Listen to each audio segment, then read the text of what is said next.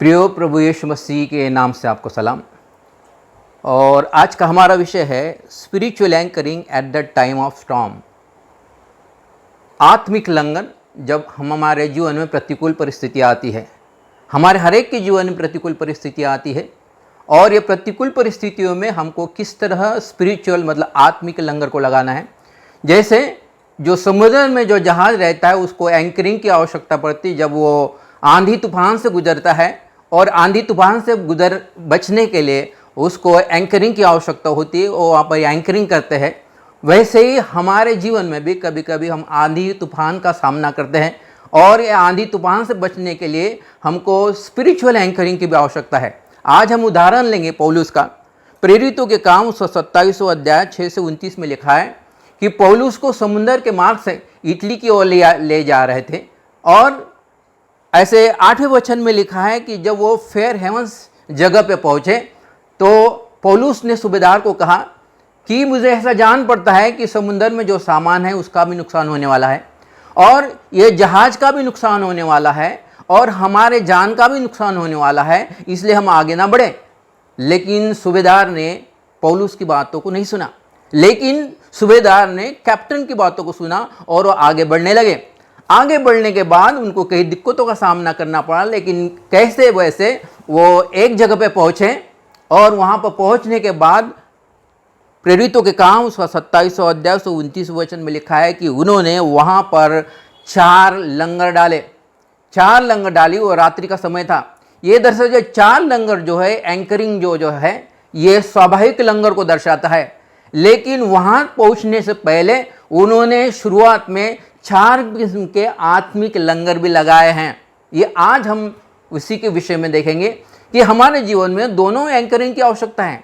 शारीरिक मतलब natural anchoring की भी आवश्यकता है, और हमारे जीवन में आत्मिक एंकरिंग की भी आवश्यकता है। आज हम 4 एंकरिंग के विषय में देखेंगे जो यहाँ पर प्रेरितों के काम उसका 27वां अध्याय में लिखा है। पहला जो एंकरिंग जो है यह है प्रेरितों के काम उसका 27वां अध्याय उसका 17 वचन। जब सूबेदार ने उन लोगों ने पौलुस की बातों को सुना तो उन्होंने ये जो रस्से जहाज के जो रस्से थे उनको जो ढीले थे उनको टाइट किया, और जो कमज़ोर थे उसके बदले में नए बदल दिया। दरअसल ये रोब जो है ये उसको मजबूतीकरण को दर्शाता है, और ये मजबूतीकरण हमेशा परमेश्वर के वचन को दर्शाता है, क्योंकि परमेश्वर का वचन ही हमको मजबूती देता है। हमारा कोई मित्र हमको मजबूती नहीं दे सकता है, हमारा कोई रिश्तेदार हमको मजबूती नहीं दे सकता है, लेकिन परमेश्वर का वचन ही हमको मजबूती देता है। तो मजबूतीकरण ये दरअसल ये परमेश्वर के वचन को दर्शाता है। और ऐसे समय में जब हमारे जीवन में जो स्टॉर्म्स जो आता है तो हम हमेशा परमेश्वर के वचन का सहारा लें। प्रियो, मैंने पहले ही कहा है कि हमारे जीवन में अलग अलग प्रतिकूल परिस्थिति आती है। ये स्टॉर्म कुछ भी नहीं, लेकिन ये प्रतिकूल परिस्थितियां हैं, अलग अलग प्रतिकूल परिस्थितियां हैं। लेकिन आज मैं आपके सामने इसी 4 प्रतिकूल परिस्थिति के बारे में जिक्र करूंगा। जैसे पहला जो प्रतिकूल परिस्थिति है उसको बोलते हैं फाइनेंशियल स्टॉर्म। फाइनेंशियल स्टॉर्म मतलब आर्थिक प्रतिकूल परिस्थिति। ऐसे समय में हम हमेशा अब परमेश्वर को अपना स्रोत जाने कि वो मेरा सोर्स है, मेरे जीवन के शांति का स्रोत वही है, मेरे संपन्नता का स्रोत वही है, मेरे स्वास्थ्य का स्रोत वही है, मेरे आनंद का स्रोत वही है, और मुझे जो कुछ मिलता है उसका स्रोत वही है। परमेश्वर को हम अपना स्रोत को जाने। और इतना ही नहीं, बाइबल के अनुसार कि बाइबल कहती है कि हम अपने हाथों से कार्य भी करें, क्योंकि परमेश्वर हमारे हाथों के कार्यों को भी आशीषित करता है। बाइबल ये भी कहती है कि हमको ऐसे समय में परमेश्वर के राज्य में बीज को ही बोना है। सबसे पहले बात ऐसी है कि जब फाइनेंशियल जो स्टॉर्म है जो आता है तो प्रियो हम परमेश्वर को अपना स्रोत जाने। तो प्रिय ये उस समय वो ये स्टॉर्म के समय इसको बोलते हैं कि परमेश्वर के वचन का एंकर। इसका ये पहले एंकर का मैं आपके सामने जिक्र किया। जैसे और दूसरे समय में जो इसको बोलते हैं कि जो ये आता है स्टॉर्म आता है फाइनेंशियल स्टॉर्म, जैसे मैंने बताया है। और अभी फैमिली स्टॉर्म, मैरिज स्टॉर्म, पारिवारिक स्टॉर्म हमारे जीवन में आता है, वैवाहिक स्टॉर्म जो आता है। ऐसे समय में हम हमेशा परमेश्वर के वचन का सहारा लें। बाइबल कहती है कि पति को चाहिए कि वो हमेशा पत्नी से प्रेम रखे और पत्नी को चाहिए कि हमेशा पति का हमेशा आदर करे। ये वचन के द्वारा ही ये स्टॉर्म जो है रुक सकता है, स्टॉर्म जो है शांत हो सकता है, क्योंकि परमेश्वर का वचन ये एंकरिंग का कार्य करता है। जैसे उन लोगों ने किए और रस्से से जहाज को मजबूती लाए, वैसे हम परमेश्वर के वचन के द्वारा हम अपने वैवाहिक जीवन में स्टॉर्म जो आता है उसको हम शांत कर सकते हैं परमेश्वर के वचन के द्वारा। तीसरा जो स्टॉर्म हमारे जीवन में आ सकता है जिसको बोलते हैं भविष्य की चिंता। कई बार हम भविष्य की चिंता करते हैं कि कल मेरा क्या होगा, मेरे पास अभी जॉब नहीं है, मेरे अभी फाइनेंशियल स्थिति मेरी ठीक नहीं है, मेरा विवाह नहीं हुआ है, ये इसको बोलते हैं भविष्य की चिंता। ऐसे समय में हम फिर से परमेश्वर के वचन का सहारा लें, क्योंकि परमेश्वर का वचन एक एंकरिंग है, क्योंकि वो एंकर का कार्य करता है। ऐसे समय में है प्रभु यीशु मसीह की तरफ देखे। बाइबल कहती है कि जिसने भी प्रभु यीशु मसीह को देखा उन्होंने ज्योति पाई, वो कभी लज्जित और फज्जित नहीं हुए। परमेश्वर ने ऐसे लोगों को उनके आंखों को आंसुओं से, उनके पांवों को ठोकर से बचाया है। प्रियो, जब ऐसे स्टॉर्म आता है, जब ऐसे भविष्य की चिंता का स्टॉर्म आता है, तो फिर हमेशा हम अपनी निगाहें पर्वतों को लगाएं, क्योंकि सहायता हमको वहीं से मिलती है। प्रियो, ये हो गया anchoring of word of God. वैसे ही हमारे जीवन में और एक स्टॉर्म अभी आ गया है जिसको बोलते हैं पैंडेमिक, महामारी। ये महामारी सिर्फ इंडिया में नहीं, ये महामारी चारों तरफ फैली है। ये कुछ भी नहीं लेकिन एक स्टॉर्म है, ये एक प्रतिकूल परिस्थिति है। और इस प्रतिकूल परिस्थिति में, और बाइबल कहती है कि जब मध्य रात्रि का समय था तो प्रभु यीशु मसीह ने उनके लिए प्रभु भोज का प्रावधान किया। मध्य रात्रि या स्टॉर्म को दर्शाता है। मध्य रात्रि ये ऐसे अवर्स को दर्शाता है और darkest hour of our life दर्शाता है। ऐसे समय में हम होली कम्युनियन ले। प्रियो, दिन में अगर हम 2 बार अगर होली कम्युनियन लेते हैं, इसका मतलब हमने दिन में 2 बार वैक्सीन लिए हैं ये पैंडेमिक के अगेंस्ट पे। तो जब होली कम्युनियन लेना दरअसल ये उपाय है, सोल्यूशन है इस स्टॉर्म के विरुद्ध। और जैसे मैंने कहा है कि पौलुस को जो समुद्र के रास्ते से लेके जा रहे थे, तो उन्होंने स्टॉर्म जब आया तो सबसे पहले उन्होंने और रोप्स जो थे उसको मजबूती दिए, जहाज को रोप्स के द्वारा मजबूती दिया। और रोप्स दरअसल परमेश्वर के वचन को दर्शाता है। तो अलग अलग स्टॉर्म आने के बाद हम परमेश्वर के वचन का सहारा ले। प्रियो, ये पहला एंकरिंग है, परमेश्वर के वचन का सहारा लेना, ये पहला एंकरिंग है। अभी दूसरा एंकरिंग उन्होंने किसका सहारा लिया? प्रेरितों के काम उसका 27वां अध्याय 18 से 19 में ऐसा लिखा है कि उन लोगों ने पौलुस के कहने पर जो अनवांटेड जो सामान था, जो जहाज में अनवांटेड जो काम का सामान नहीं था, उसको फेंक दिया, मतलब जहाज को हल्का कर दिया। दरअसल ये इसके साथ आत्मिक संबंध है। हम भी अपने साथ जो बैगेज जो लिए चलते हैं, हमारे मन में जो बैगेज लिए चलते हैं, उसको हमको हल्का करने की आवश्यकता है। ऐसे तो कई बैगेजेस हैं, लेकिन आज फिर से मैं आपके सामने सिर्फ 4 बैगेज का जिक्र करूंगा। पहला जो बैगेज है डर का बैगेज। हम ये जो डर का अभी जो पैंडेमिक जो चल रहा है, हम डर का बैगेज लिए ना भरें, क्योंकि ये अनवांटेड है। जब हम ये बैगेज को अपने लिए पकड़ के रखते हैं तो फिर हम और परेशान हो जाते हैं। तो ये बैगेज को हमको खाली करना है।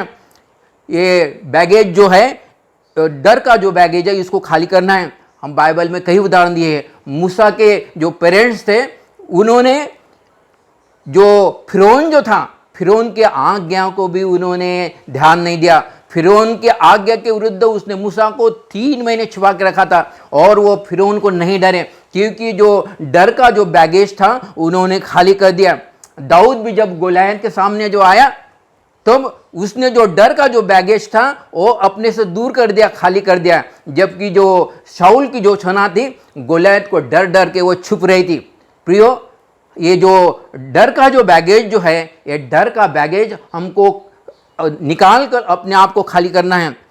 ये पहला बैगेज है। दूसरा जो बैगेज है सेल्फ पिटी, मतलब हाय मैं परमेश्वर मेरी नहीं सुनता, मैं तो ऐसी हालात में हूँ, मैं तो ऐसे हालात में हूँ, ऐसा तो नहीं होना चाहिए था। जैसे यूसुफ के जीवन में हुआ। यूसुफ ने अच्छा कार्य करने के बावजूद भी, पोतीफर किया, अच्छा कार्य करने के बावजूद भी उसको बंदी गृह में डाला गया। वो 1 साल नहीं, 2 साल नहीं, बाइबल कहती है वो 13 से 14 साल बंदी गृह में था। लेकिन उसने सेल्फ पिटी, मतलब ये नहीं कहा कि बेचारा मैं परमेश्वर ने मुझे ऐसा क्यों होने दिया, मैंने ऐसा कौन सा गलत कार्य किया जिसकी वजह से मुझे 13-14 साल बंदी गृह में जाना पड़ा। और ऐसा उसने सेल्फ पिटी अपने आप पर नहीं किया, लेकिन उसने क्या किया, परमेश्वर को धन्यवाद दिया। हर बात में परमेश्वर को धन्यवाद दिया और परमेश्वर को दोष नहीं दिया। प्रिय, जो बैगेज जो है, जो जहाज में जो बैगेज था, अनवांटेड जो बैगेज था, उन्होंने खाली कर दिया। हमको भी, हमारा जो जीवन है, हमारे जीवन में जो अनवांटेड जो बैगेज जो है, जो हमको प्रतिकूल परिस्थिति का सामना करने से रोकता है, ये बैगेज को हमको खाली करने की आवश्यकता है। तीसरा जो बैगेज है, ट्रेडिशन। प्रियो, मैं कई बार बता चुका हूं कि हमारे जीवन में अलग अलग बैगेजेस रहते हैं, लेकिन मैंने से आज 4 बैगेजेस का जिक्र किया है। परंपरा, ये परंपरा जो है हमारे जीवन में ये बैगेज का कार्य करता है, इसको भी हमको खाली करना है। प्रेरितों के काम उसका 5वां अध्याय में लिखा है कि एक लहू बहने वाली स्त्री थी और उसको 12 साल से लहू बह रहा था, और लेकिन उसने प्रभु यीशु मसीह के वस्त्र को छुआ। उन दिनों में जो भी स्त्री को लहू बहने की शिकायत होती थी, उसको अनुमति नहीं थी कि वो बाहर जाए, उसको अनुमति नहीं थी कि मार्केट प्लेस में जाए, उसको अनुमति नहीं थी कि पुरुषों को बीच में जाए, लेकिन उसने वो बैगेज को उतार दिया और उसने प्रभु यीशु मसीह के वस्त्र को छुआ। जैसे ही उसने प्रभु यीशु मसीह के वस्त्र को छुआ, वो चंगी हो गई, क्योंकि उसने वो ट्रेडिशन का, परंपरा का जो बैगेज है उतार दिया। और उसके जीवन में स्टॉर्म कौन सा था, वो बीमारी उसके जीवन में स्टॉर्म था। प्रियो, इस स्टॉर्म में से गुजरने के लिए हमारी जो परंपराएं जो हैं, परंपरा का जो बैगेज है हमको उतारना होगा। चौथा जो बैगेज जो है, इसको बोलते हैं बिटरनेस, कड़वाहट।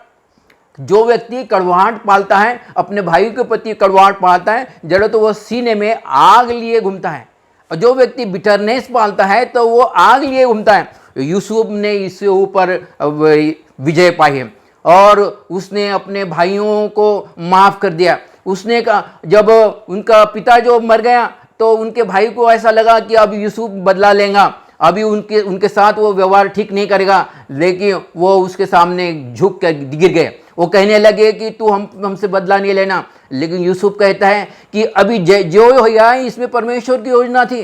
वो कहता है कि तुम्हारी जान बचाने के लिए, पूरे लोगों की जान बचाने के लिए तुम्हारे सामने परमेश्वर ने मुझे मिस्र में भेजा, और उसने अपनी बड़ाई नहीं की कि मेरे वजह से तुमको खाना मिल रहा है। वो कह रहा है कि ये परमेश्वर की योजना थी। जो बिटरनेस जो था उसने नहीं रखा, और अगर बिटरनेस अगर रखता तो ना तो मिस्र के लिए ना तो इजराइल के लिए वो आशीष का कारण बनता। प्रियो, उन सूबेदार ने क्या किया है, जब पौलुस ने कहा कि अब ये सामान को उतार दो, तो उन्होंने सामान को उतार दिया। तो हमारे भी जीवन में इसके साथ आत्मिक संबंध है, इसको बोलते हैं स्पिरिचुअल एंकरिंग। हमको भी ये जो बैगेज जो है, अनवांटेड जो बैगेज है, हमको खाली करना है ताकि हम उसका सामना कर सके। तीसरा एंकरिंग जो प्रेरितों के काम 27 अध्याय 22 वचन में लिखा है। और जब आंधियों तूफान जब चल रहा था तो पौलुस ने और सूबेदार और जितने लोग उसके साथ थे उनको कहा, ढांढस बांधो, चीयर अप, अपने आप को एनकरेज करो।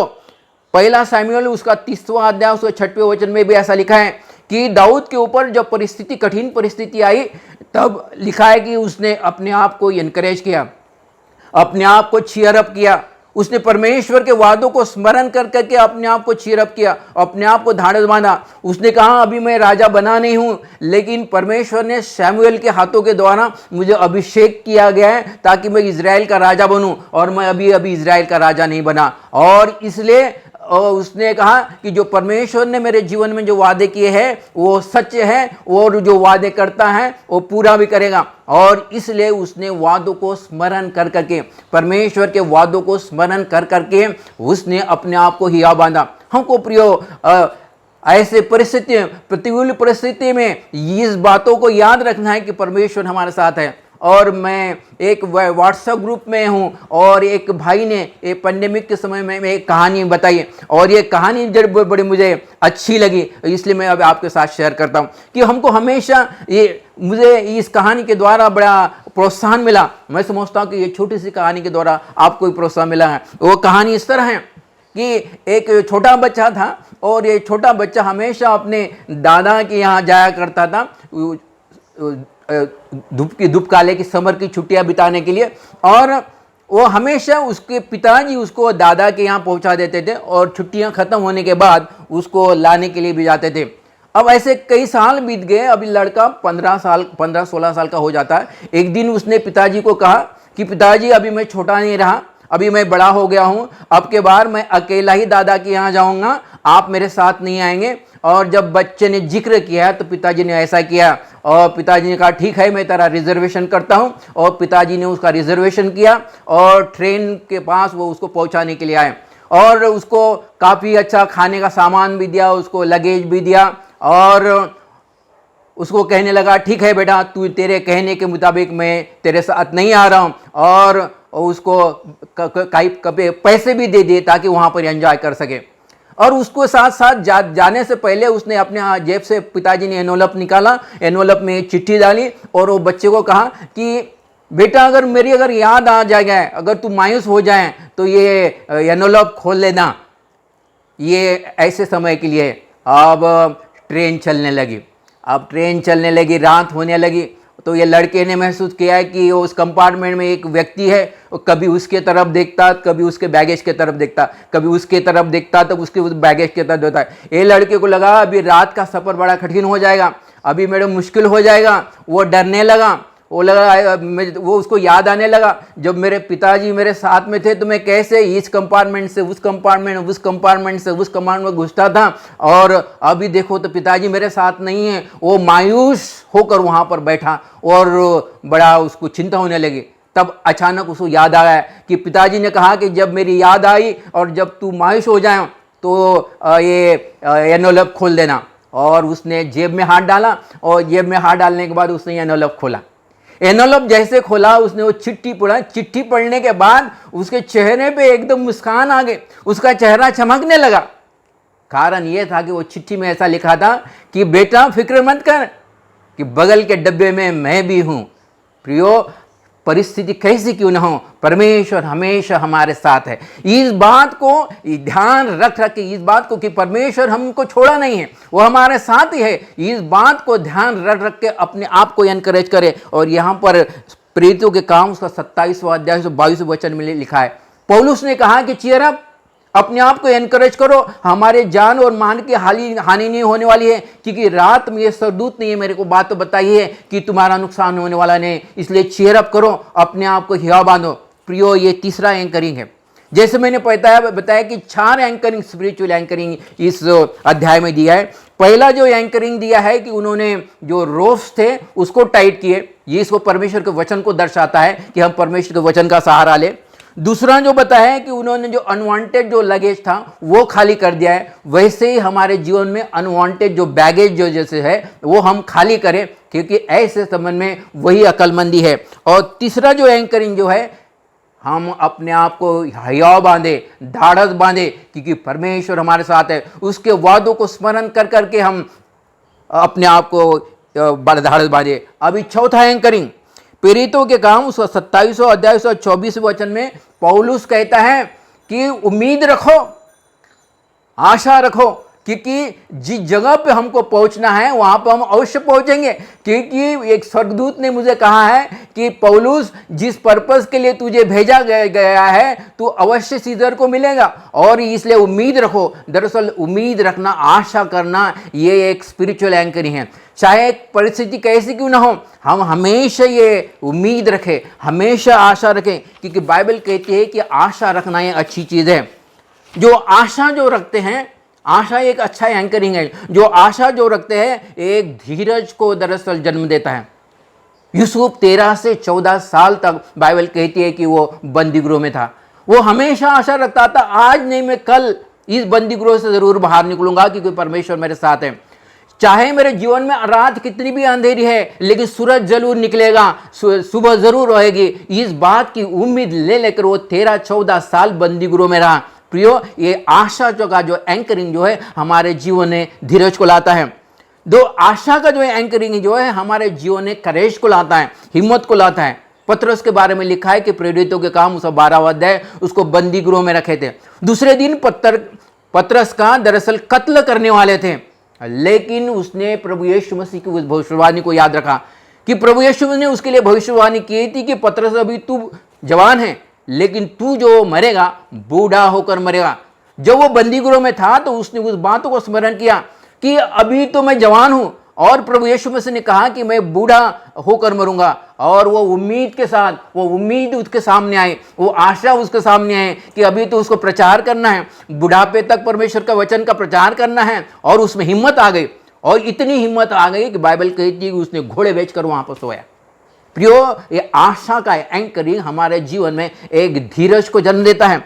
आशा का एंकरिंग एक करेज को जन्म देता है, एक हिम्मत को जन्म देता है। आशा का एंकरिंग आनंद और स्थिरता को जन्म देता है। रूत के विषय में लिखा है कि रूत ने इज़राइल के परमेश्वर पे हमेशा आशा की, उसने भरोसा की, और इसलिए उसका जीवन आनंद से भरा। उसके एक मोआबी लोगों का इज़राइल के बीच में कोई भी भविष्य नहीं था, लेकिन ये मोआब स्त्री होने के बावजूद भी उसका जीवन आनंद से भर गया। उसका जीवन जो था, जो डगमगाता था, जिसके जीवन में कोई सुखापन था, वो पूरा का पूरा आनंद में बदल गया, और उसके जीवन में स्थिरता आ गई। बाइबल कहती है कि रूत के साथ बोआज ने शादी की, बोआज के द्वारा उसको ओबेद उत्पन्न हुआ, ओबेद के द्वारा ईशे उत्पन्न हुआ, ईशे के द्वारा दाऊद उत्पन्न हुआ, और दाऊद के घराने से प्रभु यीशु मसीह का जन्म हुआ। और ये रूथ जो है ये प्रभु यीशु मसीह की वंशावली में आती है, क्योंकि उसने इज़राइल के परमेश्वर पे आशा की। प्रियो, ये आशा जो है ये बड़ा एंकरिंग है, ये स्पिरिचुअल एंकरिंग है। जैसा लिखा है प्रेरितों के काम 127 अध्याय 129 वचन, उन्होंने जब शारीरिक जब 4 एंकर जब डाले, वो जो 4 जो एंकर बताता है कि हम शारीरिक रीति से जो हम कर सकते हैं हम अवश्य करें, लेकिन उसके लिए स्पिरिचुअल एंकरिंग की भी बहुत आवश्यकता है। और यहाँ पर 4 स्पिरिचुअल एंकर में दोबारा बताता हूँ। पहला जो एंकरिंग है प्रेरितों के काम 127 अध्याय 17 वचन, उन्होंने जहाज को मजबूती दी रस्सों के द्वारा। ये दरअसल परमेश्वर के वचन को दर्शाता है कि हर एक अलग अलग स्टॉर्म में हम परमेश्वर के वचन का सहारा लिए। प्रिय, दूसरा जो है प्रेरितों के काम 127 अध्याय 18-19 में लिखा है कि उन्होंने अनवांटेड जो लगेज था वो समुद्र में डाल दिया। हमको भी अपने जीवन में जो अनवांटेड जो लगेज है, जो डर का जो बैगेज जो है सेल्फ पिटी का जो बैगेज जो है, ट्रेडिशन का जो बैगेज जो है, बिटरनेस का जो बैगेज है, वो खाली करना है, क्योंकि ये स्पिरिचुअल एंकरिंग है। जब हम स्पिरिचुअल एंकरिंग करते हैं तो आंधी तूफान से भी हमको नुकसान नहीं होता। प्रियो, तीसरा जो एंकरिंग है यह है चीयर अप, अपने आप को एनकरेज करना, परमेश्वर के वादों को स्मरण करके, वो हमारे साथ हैं, वो स्मरण करके हमेशा अपने आप को एंकरिंग करना। और चौथा जो एंकरिंग जो है ये आशा का एंकरिंग है। ये आशा का एंकरिंग प्रियो हमारे जीवन में धीरज को लेता है, धीरज को लाता है, धीरज को जन्म देता है। आशा का एंकरिंग हिम्मत को जन्म देता है। आशा का एंकरिंग आनंद को भी जन्म देता है, स्थिरता को जन्म देता है। प्रियो, जैसे मैंने बताया कि पौलुस समुद्र के रास्ते से जब जा रहा था तो 2 किस्म की एंकरिंग को वहां पर हुई। एक तो शारीरिक रीति से, मतलब स्वाभाविक रीति से भी उन्होंने एंकरिंग किया, उसके पहले उन्होंने स्पिरिचुअल भी एंकरिंग किया। हमारे जीवन में स्पिरिचुअल एंकरिंग बहुत मायना रखता है। प्रियो, मैं ऐसा विश्वास करता हूं कि आज के वचनों के द्वारा आपको आशीष मिली होगी। परमेश्वर इस वचन पे और आपको आशीष दे।